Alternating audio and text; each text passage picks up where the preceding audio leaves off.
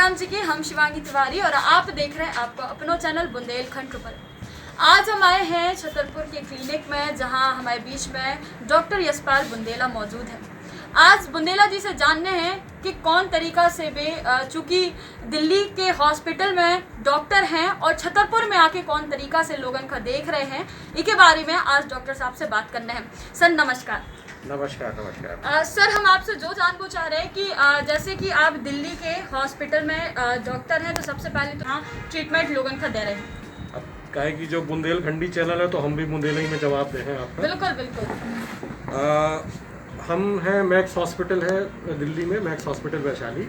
हम उनमें काम करत एज ए न्यूरो सर्जन। हमारी पढ़ाई लिखाई पूरी छतरपुर में ही भई है। हमने 11वीं 12वीं अपनी नंबर 1 से करी।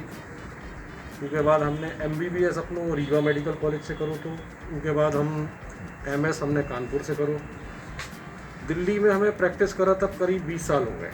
तो हम होते एज ए न्यूरो सर्जन काम करते हैं।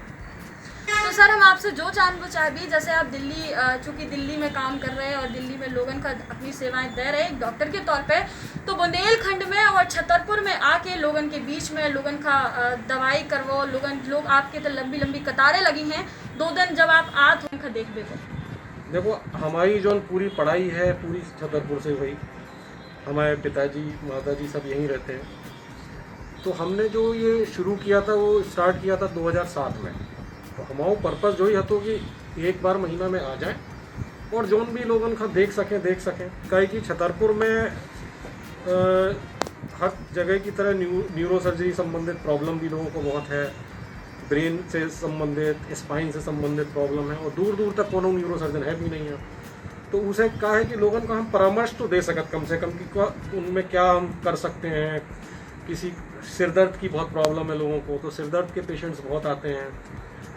तो आने का जो उद्देश्य हमारा था वो यही था कि यहाँ पे हर महीने हम आ जाएं, लोगों की जो भी परामर्श एटलीस्ट दे दें उन लोगों को, जो भी उनको प्रॉब्लम्स है उनके संबंध में, और जो भी उचित सलाह है और उनमें से अगर किसी को ऑपरेशन की ज़रूरत पड़ती है तो ऑपरेशन के लिए भी हम दिल्ली बुला लेते हैं अगर वो आ सकते हैं तो, या दवाइयों की ज़रूरत होती है तो दवाई संबंधित मैं उनको दे देता हूँ परामर्श।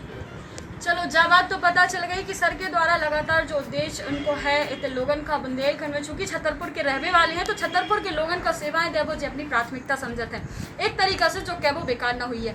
तो दूसरी चीज़ जो है सर से जो जानना चाहे कि हमारे दर्शक बहुत से लोग ऐसे हैं जो आपका जाना थे कि आप इतने महीना में आत हो लोगन का देखा, तो और बहुत से लोग ऐसे हैं जो ऐसी समस्याओं से ग्रसित है लेकिन उन्हें पता नहीं है कि आप इतने आत हो। तो हम अपने चैनल के माध्यम से उन्हें जो बताना चाह रहे हैं कि आप महीना की कौन से दिन आत हो और कब आत और कितने समय के लिए रुकत हो, तो आप बताओ तो शायद उन लोगों की जो नहीं आ पा रहे हैं, आप तक नहीं पहुंच पा रहे हो और ऐसी बीमारी से ग्रसित हैं, तो आप उन्हें भी बताओ कि कब आप कितने समय पे आउट हो और कब तक रात हो। हम यहाँ पे हर महीने के चौथे शनिवार और इतवार को मैं यहाँ आता हूँ।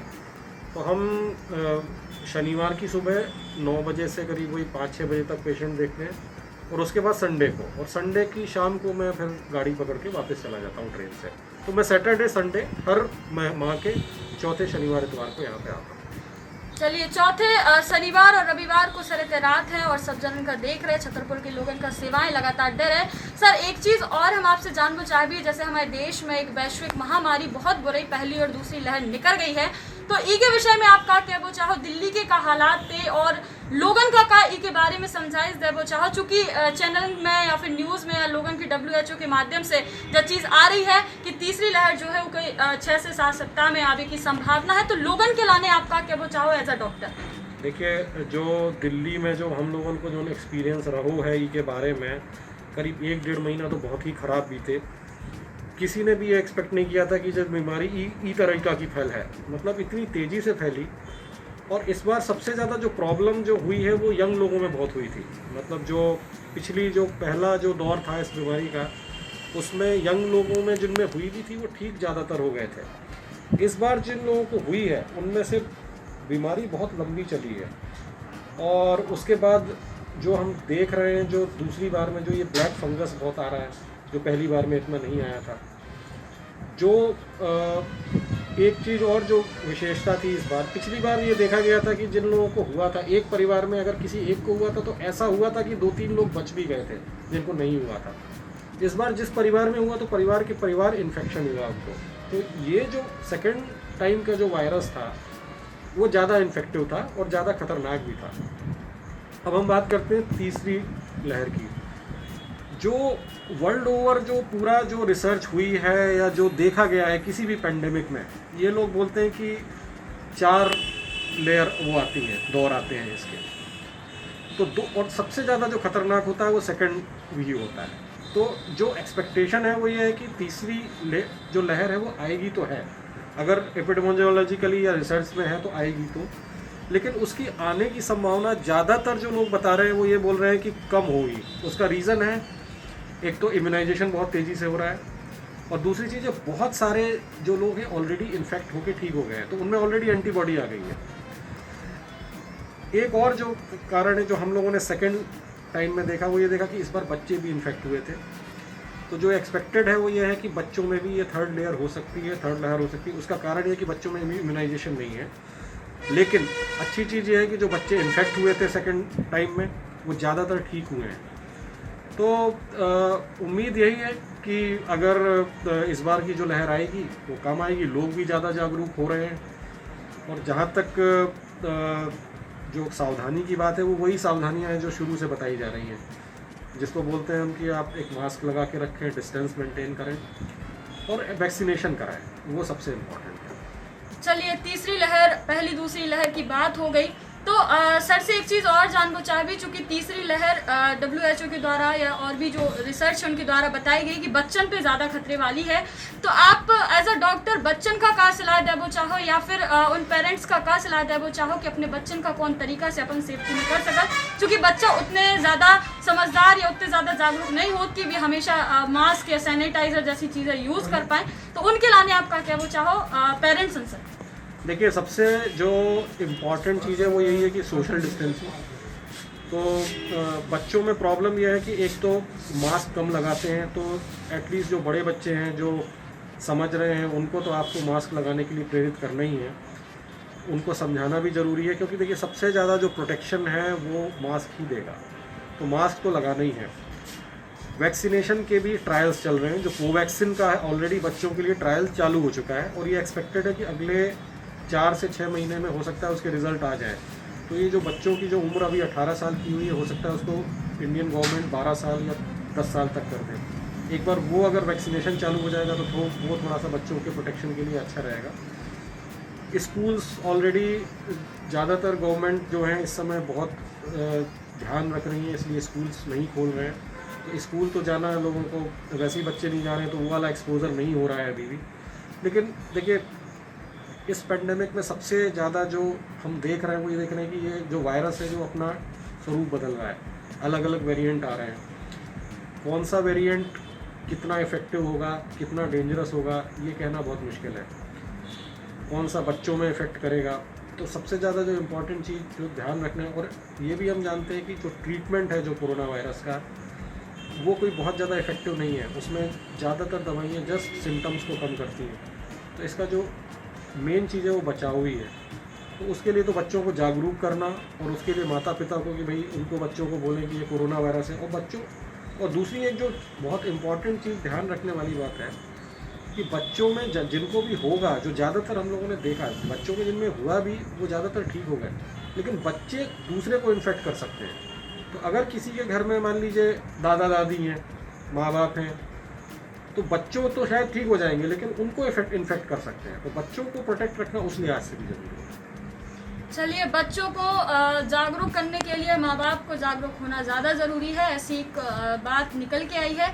और ज़रूरी है कि अगर बच्चों को अपने सुरक्षित रखना है तो पहले हम आपको सुरक्षित रहना ज़रूरी है। बच्चों से ज़्यादा संक्रमण फैलेगा, इस बात की भी बिल्कुल निसंकोच बात है और बिल्कुल फेयर बात है।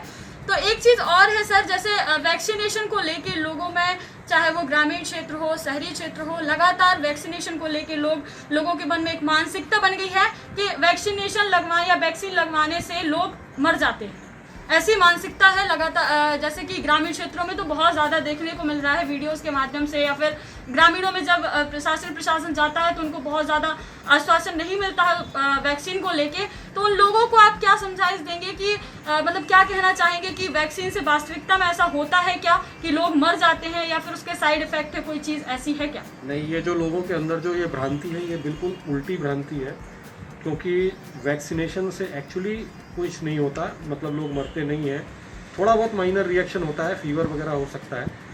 अब फॉर एग्जांपल अभी जितने भी अभी तक स्टडीज़ हुई हैं वैक्सीनेशन लोगों में, जैसे हमारे हॉस्पिटल में सभी लोग करीब 1200-1500 लोगों को दोनों डोज वैक्सीन के लग गए। आप समझिए कि उसके बाद भी कुछ लोगों को कोरोना वायरस का इन्फेक्शन हुआ, लेकिन किसी को भी सीवियर इन्फेक्शन नहीं था, एक भी व्यक्ति की डेथ नहीं हुई।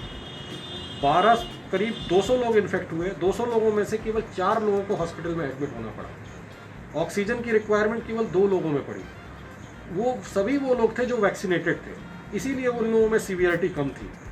इसके अलावा अपोलो हॉस्पिटल की एक स्टडी आ चुकी है, मैक्स हॉस्पिटल की स्टडी आ चुकी है, अभी करीब 3 दिन पहले जीबी पंत हॉस्पिटल में एक स्टडी हुई थी, जिसमें क्लियर कट प्रूवन है कि जिन भी लोगों को वैक्सीनेशन लगा है उनको कोरोना वायरस होने के बावजूद उनमें सीवियरिटी बहुत कम रही है, उनका हॉस्पिटलाइजेशन बचा है, वो ज़्यादातर घर पे ही ठीक हो गए हैं। तो ये तो मेरे ख्याल से ये तो बिल्कुल बेकार की बात है, और इस चीज़ के लिए हम लोगों को सबको जागरूक करना ही चाहिए लोगों को कि नहीं, वैक्सीनेशन ही मेन एक हथियार है जो लोगों को बचाएगा। और जहाँ तक ये वाली बात होता यही है कि कभी कोई कोई इंसिडेंस हुआ वो प्रचारित ज़्यादा हो जाता है। तो वैक्सीनेशन से अगर आप डेथ की बात करें तो आप उंगली से आप गिना पाएंगे, और वो भी प्रूवन नहीं है कि वैक्सीनेशन से नहीं हुआ है, लेकिन प्रोटेक्शन का नंबर ज़्यादा है। तो पॉजिटिव चीज़ों की तरफ ज़्यादा जाना चाहिए, नेगेटिव चीज़ों की समय के लिए नहीं सोचना चाहिए।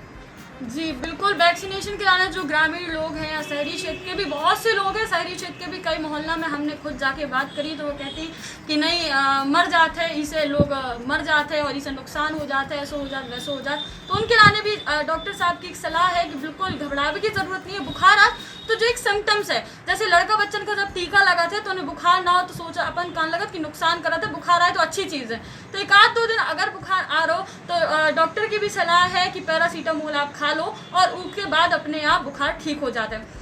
एक चीज़ और लोगों के मन में है, और एक भ्रांति कहें या फिर कंफ्यूजन कहें कि लोग सोच रहे 2 प्रकार की वैक्सीन अपने आई है, एक कोविशील्ड और एक कोवैक्सीन। तो लोग कह रहे हैं कि जे कोविशील्ड या कोवैक्सीन जो है अलग अलग लोगन का लगाई जा रही, या अलग अलग इके पार्ट हैं, या फिर अलग अलग इके उपयोग है, जो कछु भी है।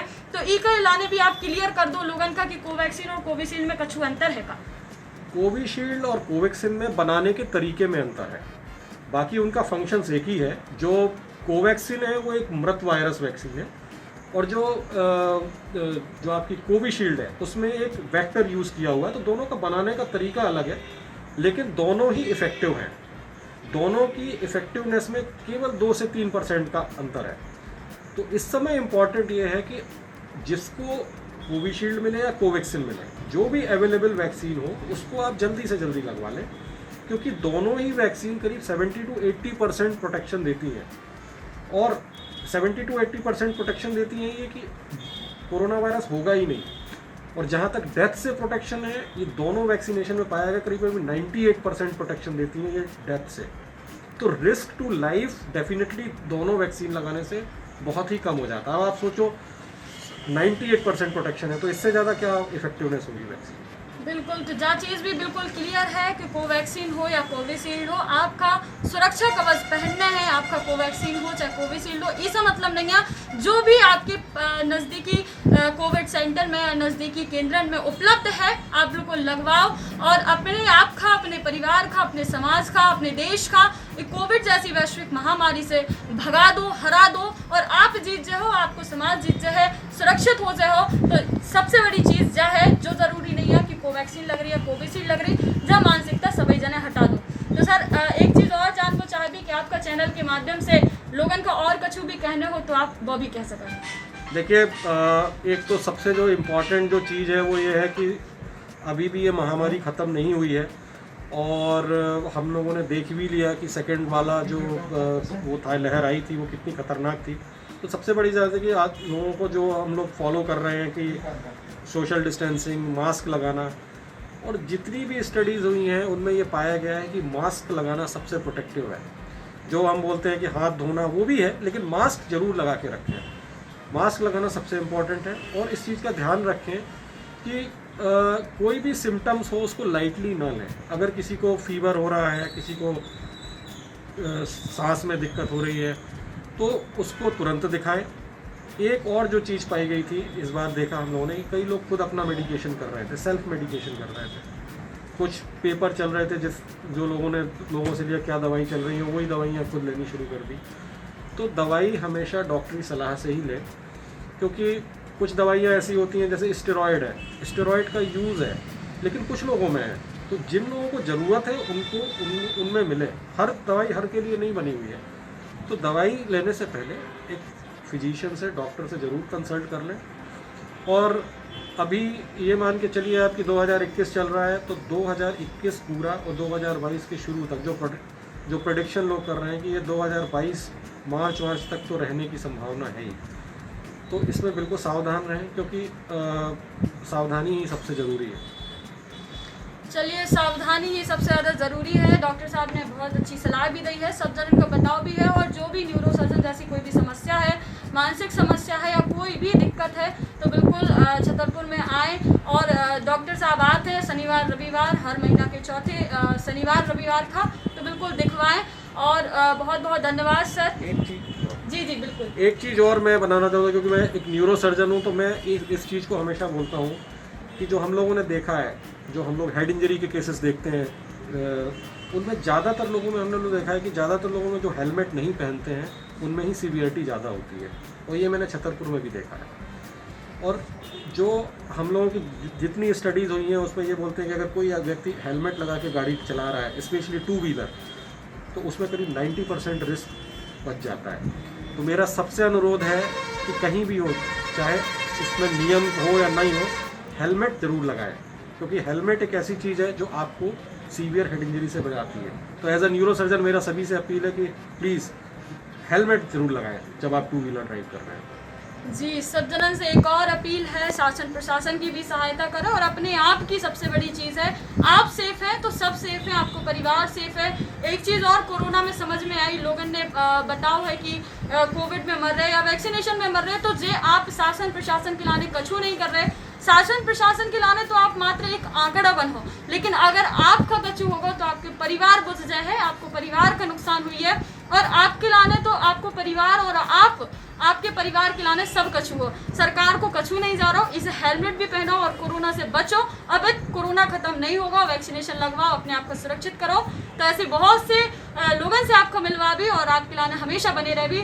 आप बने रहे सिर्फ बुंदेलखंड ट्रिपल पे शिवांगी तिवारी के साथ। जय राम जी की जय बुंदेलखंड।